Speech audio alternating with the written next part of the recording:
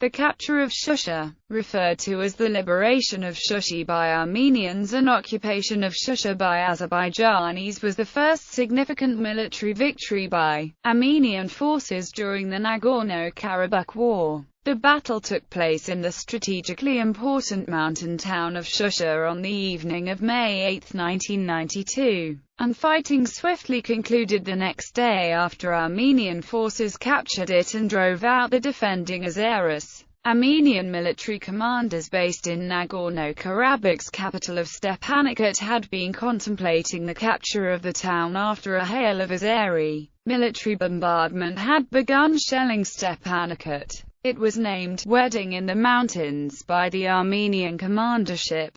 The seizure of the town proved decisive. Shusha was the most important military stronghold that Azerbaijan held in Nagorno-Karabakh. Its loss marked a turning point in the war, and led to a series of military victories by Armenian forces in the course of the conflict. However, some of the shelling was, according to the accounts of former residents, either indiscriminate or intentionally aimed at civilian targets. Background: in February 1988, Nagorno-Karabakh had been an autonomous oblast for over 70 years inside the borders of the Azerbaijan SSR. Following its government's decision to secede from Azerbaijan and unify with Armenia, the conflict erupted into a larger-scale ethnic feud between Armenians and Azeris living in the Soviet Union. After the Soviet Union collapsed in 1991, the Armenians and Azeris vied to take control of Karabakh with full-scale battles in the winter of 1992.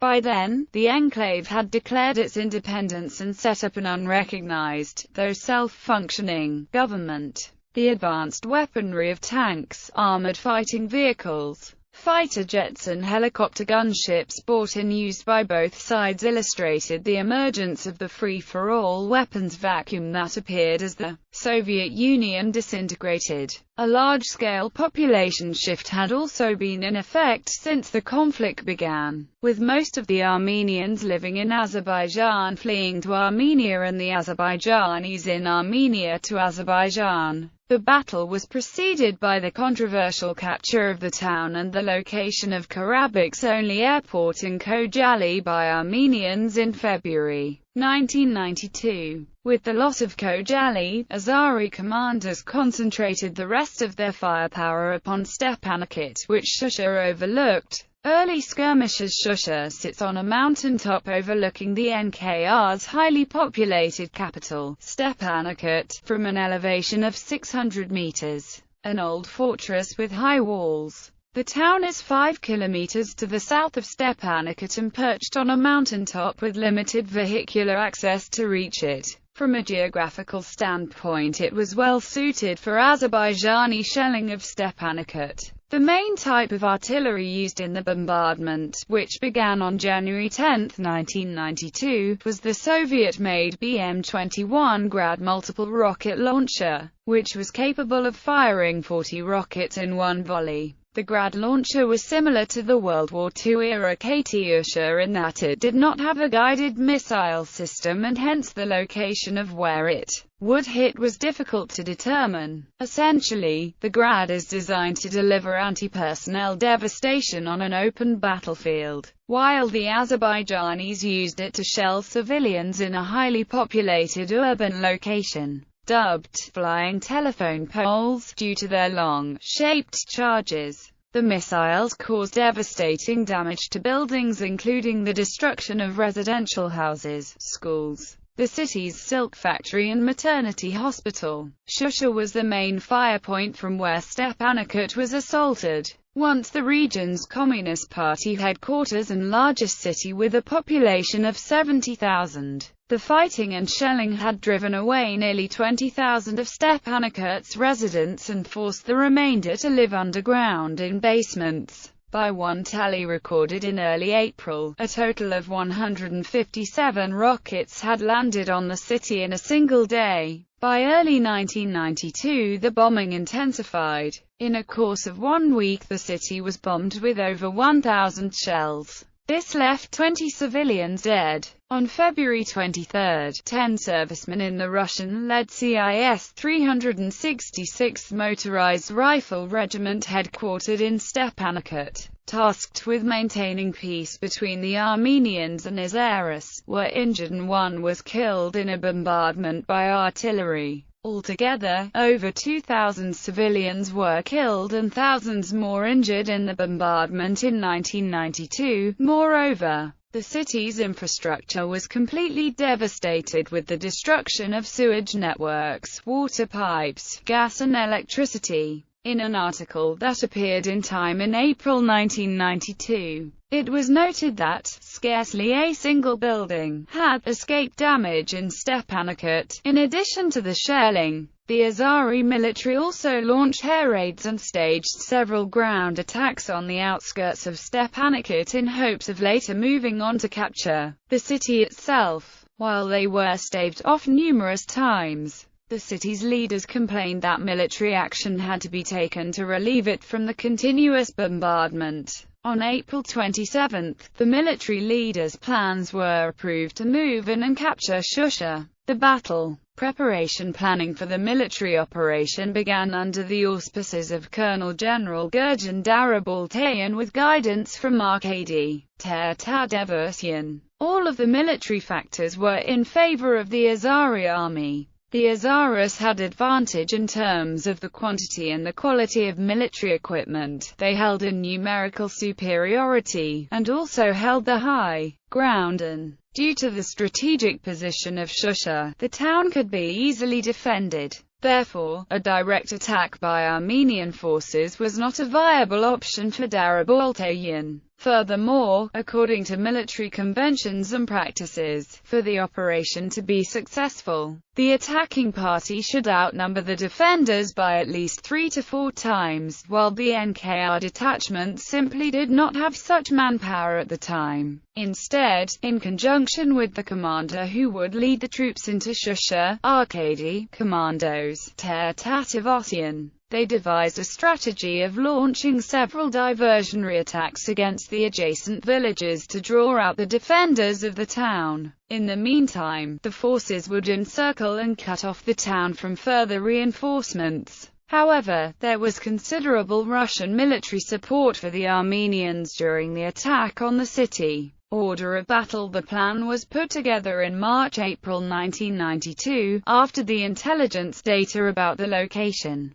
positions and the number of the rival forces had been finalized by the Commission of L. Martirosov. A model of Shusha area was made, enabling the commanders to define their actions and directions. The plan was developed in top secrecy. On April 28, the main directions of the operation, the commanders, the resources at hand were finalized and defined. The military order of Shusha seizure was signed on May 4, 1992 with the following details. 1. The enemy holds the surrounding positions in Shusha elevations with a human resource of 1,200, in Zazlu, of about 100, in Lisagor, of about 300 to 350, in Kesalar, of about 300. 2. Our task is to defeat the enemy in Lisagor, Zaralu, Janazan, Karagiav. B. To defeat the enemy at Shusha approaches, to gain Shusha and to free the city from the Greens.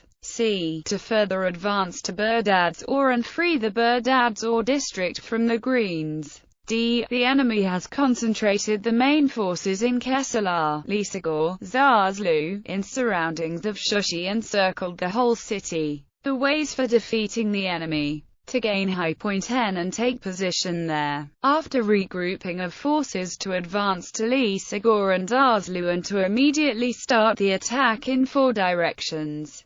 Direction of Shosh, Eastern, Commander A. Karapetian. B. Direction of 26, Northern, Commander V. Chichian. C. Lakan Direction, Southern, Commander S. Babayan. D. Kesalar Direction, Northeastern, Commander Serenoanian. Commander of Reserve Troops Y. Hovhannisyan. To defeat the enemy from Stepanakert side at 3 Shusha edges, then to destroy the enemy and liberate Shusha. Before the offensive against the Shusha citadel was launched, Attribution's forces launched an artillery barrage from several directions for several weeks in order to soften up the town's defenses. Since late February, the Azeri military had been reinforcing Shusha's ridge and ammunition, and had been shuttling in helicopters in order to evacuate the town's civilian population. The attack was to start on May 4, but for various reasons it was delayed. By May 8, Armenian forces had amassed a force of nearly 1,000 fighters to storm Shusha. The offensive in the twilight hours of May 8.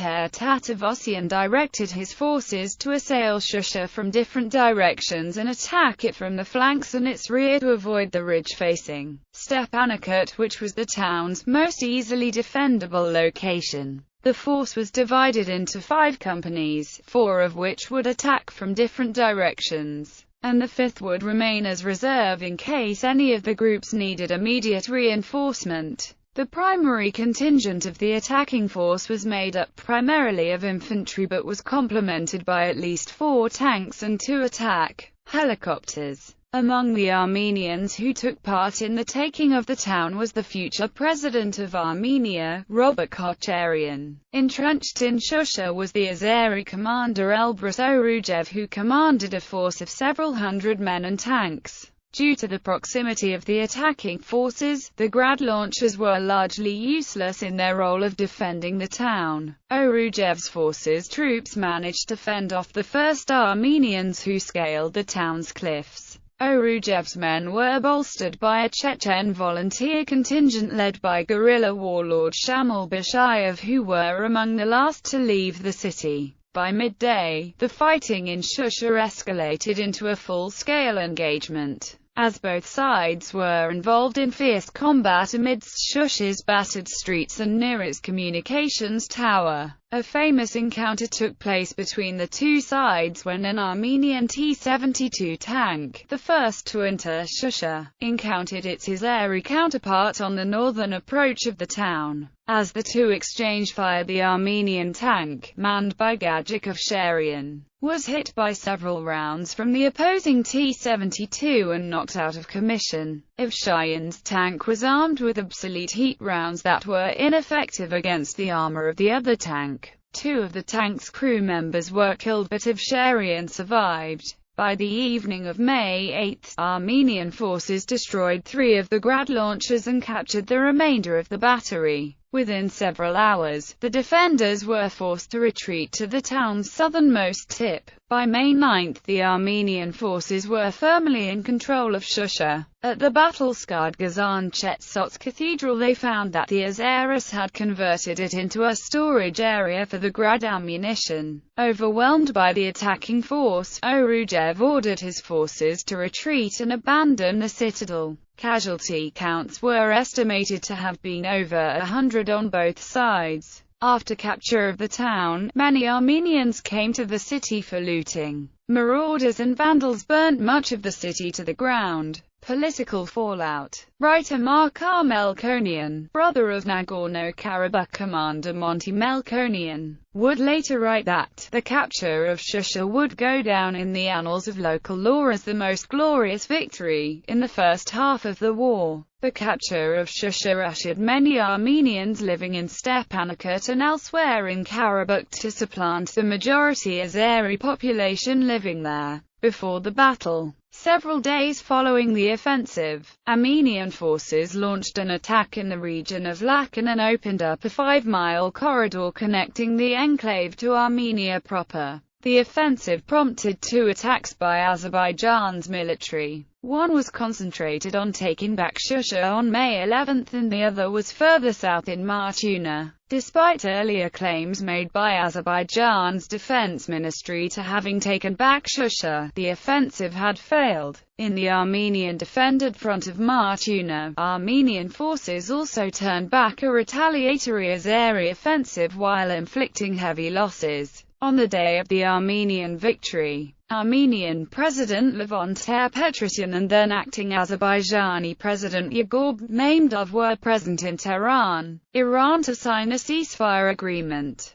News of the Armenian offensive led Mamdov to charge that Armenia had already failed to honor the ceasefire. Attribution, however, contested that he was unable to control what the Armenians in Karabakh were planning. The loss of Shusha later led to mass demonstrations in Azerbaijan's capital of Baku against newly reinstated President Ayaz Mutalibov, charged for failing to defend the cities of Shusha on 9th and later Lakan on 18th. He was forced to step down. Many Azeris were in a state of disbelief due to the loss. The town had been the birthplace for Azeri composers, poets and musicians, and many felt that the town's capture had been betrayed or sold for political purposes. In a television interview in 2000, Bashayev discounted these theories and contended that the town's defenders had simply abandoned their positions. After the war ended, Avshayan's T-72 tank was recovered and repaired and currently stands as a monument in Shusha. May 9th is now celebrated in Armenia and the Nagorno-Karabakh Republic as the Day of the NKR's Defense Army and the Day of Liberation of Shusha, respectively. A commendation medal was also awarded by the government to those Armenians who participated in the battle. The city has become one of the central items involved in the negotiating process in peace talks since the war ended in 1994.